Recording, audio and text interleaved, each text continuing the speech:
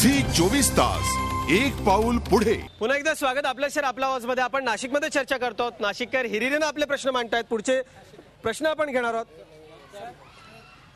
मला महापौरांना एक प्रश्न विचारायचा आहे की साधारण डेंग्यूची साथ कधीपासून चालू झाली याचं त्यांनी उत्तर द्यावं। ती साथ चालू झाल्यापासून नाशिक शहराचे जे विभाग आहे त्या विभागामध्ये कुठल्या विभागात जास्त डेंग्यूचे रुग्ण आढळले आणि नाशिक शहरामध्ये डेंग्यूचे किती मृत्यू झाले आणि त्याच्यावर आपण काय कारवाई केली ही महापौरांनी उत्तर द्यावं। निश्चित डेंग्यूचा प्रश्न काही केल्या नाशिककर सोडायला तयार नाहीत। अत्यंत गंभीर मुद्दा आहे हा नाशिक शहरामध्ये। महानगरपालिकेने कुत्र्यांच्या नसबंदीसाठी 3 कोटी रुपये खर्च केलेला आहे।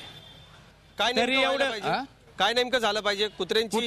एवढे कुत्रे आले कुठून? बरं इथं प्रत्येक जण पाण्यावरून भांडते, परंतु ज्यांच्या जमिनीमध्ये पाणी म्हणजे धरणं बांधले त्या प्रकल्पग्रस्तांसाठी आजपर्यंत कोणी कोणी काय काय केलं याचं फक्त मला थोडक्यात उत्तर पाहिजे।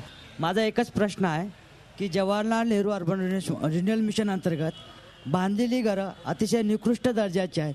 ती मागच्या पंचवार्षिकमध्ये बांधली गेली आहेत, पण यापुढे अशी निकृष्ट दर्जाची घरे बांधली जाऊ नयेत आणि गरिबांची चेष्टा केली जाऊ नये, कारण त्याच्यात नियोजन नाही आहे आणि त्यामुळे लाभार्थी हे जाण्यासाठी तयार नाही आहेत। तर माझं कृपया विनंती आहे यतीन वाघ साहेबांना, यापुढे ज्या स्लम रिहॅबिलिटेशन होतील त्या अतिशय नियोजनबद्ध आणि प्लॅनिंग नुसार झाल्या पाहिजे। या प्रश्नांची आपण उत्तरं घेऊया। श्वान निर्मितीकरणासंदर्भात गेल्या पंचवार्षिक मधील गेल्या 3 वर्षांमध्ये जे ठेके काढण्यात आलेले होते ते मुंबई स्थित एका नेत्याच्या निकटवर्ती याला देण्यात आले होते आणि त्या ठेकेदारांनी कोणत्याही प्रकारचं काम केलं नाही। ज्याप्रमाणे कायद्यातील तरतुदींनुसार हा ठेकेदार कोण आहे, तो नेता कोण आहे आणि कोण मुंबईचा असा नेता आहे ज्याच्या कोण जो ठेकेदार असेल नातेवाईक असेल त्याचं थेट नाव तुम्ही सांगू शकता का नाशिककरांना?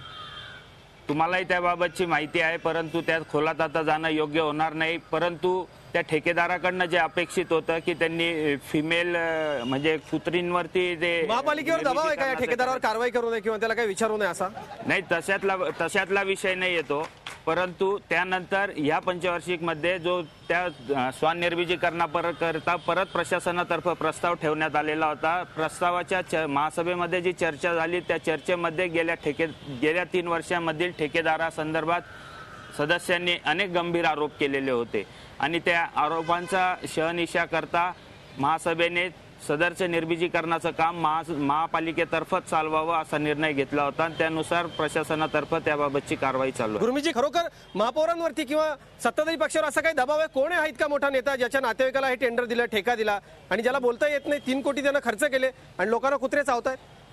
नाही, मला तो कोणाचा नातेवाईक आहे ते माहित नाही, परंतु एक सत्य परिस्थिती आकडेवारी मी सांगू इच्छितो की 9-10ला 8,000 कुत्र्यांचं निर्मितीकरण झालं, 10-11ला 9,500 कुत्र्यांचं निर्मितीकरण झालं आणि 11-12ला 11,500 कुत्र्यांचं निर्मितीकरण झालं।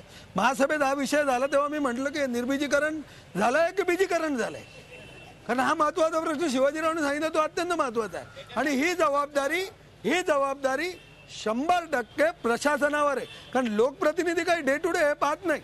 झी 24 तास एक पाऊल पुढे।